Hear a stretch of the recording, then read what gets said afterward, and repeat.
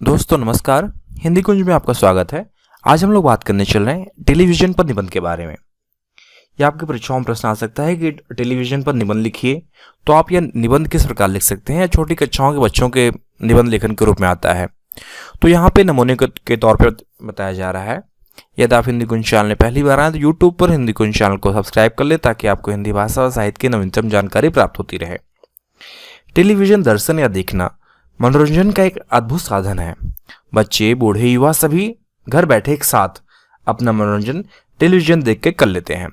एक व्यक्ति दिन के काम से जब वह बेहद थक जाता है तो अपने कमरे में जाकर टेलीविजन सेट खोल लेता है और नृत्य और संगीत में डूब जाता है या समाचार टिप्पणियों के माध्यम से अपने सामान्य ज्ञान की वृद्धि करता है।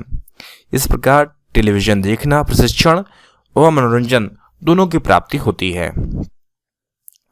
भारत में टेलीविजन कार्यक्रमों की शुरुआत लगभग 3 दशक पहले हुई है, इसीलिए देश में टेलीविजन का विस्तार अभी तक पूरी तरह से नहीं हो पाया है। वैसे प्रयत्न लगातार चल रहे हैं और काफ़ी सफलता भी मिल चुकी है। आम जनता टेलीविजन कार्यक्रम टेली क्लबों में देखते हैं और बच्चे स्कूल में टेलीविजन सेट पर अपने पाठ कानों से सुनने के साथ साथ आंखों से भी देखते हैं। इस प्रकार वे उन पाठों को बहुत अच्छी तरह से समझ जाते हैं। शिक्षा में टेलीविजन की भूमिका के बारे में बात करें तो टेलीविजन कार्यक्रम स्कूलों में बहुत लोकप्रिय हो चुके हैं। एक योग्य शिक्षक हजारों विद्यार्थियों को एक साथ संबोधित करता है और इस प्रकार यह पाठ रोचक ढंग से पाठ को पढ़ाता भी है। प्रयोगशाला में प्रायोगिक कार्य करके दिखाए जाते हैं और उनसे विज्ञान के छात्र लाभान्वित होते हैं। कुछ पाठ ऐसे होते हैं जिन्हें स्कूल की कक्षा में नहीं पढ़ाया जा सकता है, किंतु टीवी के माध्यम से बहुत प्रभावोत्पादक बन जाते हैं और विद्यार्थी उन्हें सुगमता एवं सफलता के साथ ग्रहण कर लेते हैं। टेलीविजन पर पढ़ाए जाने वाले पाठ विद्यार्थियों को निर्देश भी देते हैं और मनोरंजन भी प्रदान करते हैं। कभी कभी टेलीविजन पर बच्चों को कुछ फिल्में भी दिखाई जाती हैं जो उनकी पढ़ाई की दृष्टि से उपयोगी होती हैं। ऐसी फिल्मों का भी दोहरा प्रभाव होता है, शिक्षण और मनोरंजन दोनों का। भारत में महानगरों में बहुत बड़ी संख्या में टेली क्लब हैं, जहां बच्चे आकर सम्मिलित रूप से टेलीविजन पर फिल्म संबंधी और सामान्य कार्यक्रम देखते हैं। पुरुषों के मनोरंजन के लिए वयस्क रुचि के ऐसे कार्यक्रम का चुनाव किया जाता है। बच्चों के लिए भी सामान्य रूप से रोचक और उपयोगी जानकारी भी दी जाती है। इन कार्यक्रमों में नैतिक शिक्षा, नित्य ज्ञान, नाटक, चित्र एवं विभिन्न प्रकार के वार्तालाप को लिया जाता है। काफी बड़ी संख्या में लोग इन कार्यक्रमों को देखते हैं। टेलीविजन सेटों की कीमतें बहुत पहले से कम हो गई हैं। औसत आदमी की आय को सेट करके कीमतें गिर गई हैं। यही नहीं, गरीब और वेतनभोगी लोग भी आसान या किस्तों पर आय के हिसाब से आसान किस्तों पर हर दूसरे तीसरे घर में टेलीविजन सेट खरीद लेते हैं। इसलिए धीरे धीरे प्राय हर आदमी के घर में टेलीविजन झलक रहा है। बच्चे उनके घर में बैठे होते हैं।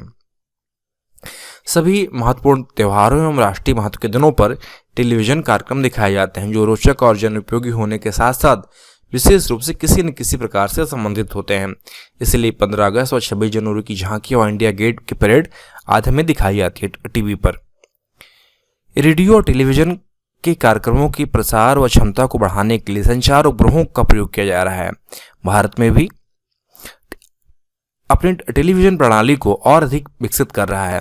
अधिक से अधिक लोगों तक टेलीविजन को पहुंचाने के इरादे से कई जगहों पर नए नए स्टूडियो खोले जा रहे हैं। 14 मार्च 1995 से दूरदर्शन के अंतर्राष्ट्रीय चैनल का प्रसारण आरंभ हुआ है। टेलीविजन कार्यक्रम हमें वह सब उपलब्ध कराते हैं जिन्हें हमें उनकी जरूरत है। इनसे हमारे ज्ञान में वृद्धि होती है, शिक्षा मिलती है और मनोरंजन होता है, और भी बहुत सारे कुछ अप्रत्यक्ष फायदे होते हैं। इसीलिए पूरे देश में धीरे धीरे टीवी की लोकप्रियता बढ़ती चली जा रही है। तो इस प्रकार हम इस निबंध में जान पाए कि शैक्षिक टेलीविजन कार्यक्रम किस प्रकार बनाए जाते हैं और टेलीविजन के बारे में जानकारी प्राप्त की, और शिक्षा में टेलीविजन की भूमिका क्या है और भारत में टेलीविजन का विकास किस प्रकार हुआ। आशा करता हूं कि निबंध आपके लिए उपयोगी सिद्ध होगा। यदि आपको निबंध लिखित रूप में चाहिए तो नीचे डिस्क्रिप्शन बॉक्स में लिंक दिया गया है, जहां पर जाकर आप यह निबंध लिखित रूप में प्राप्त कर सकते हैं। धन्यवाद।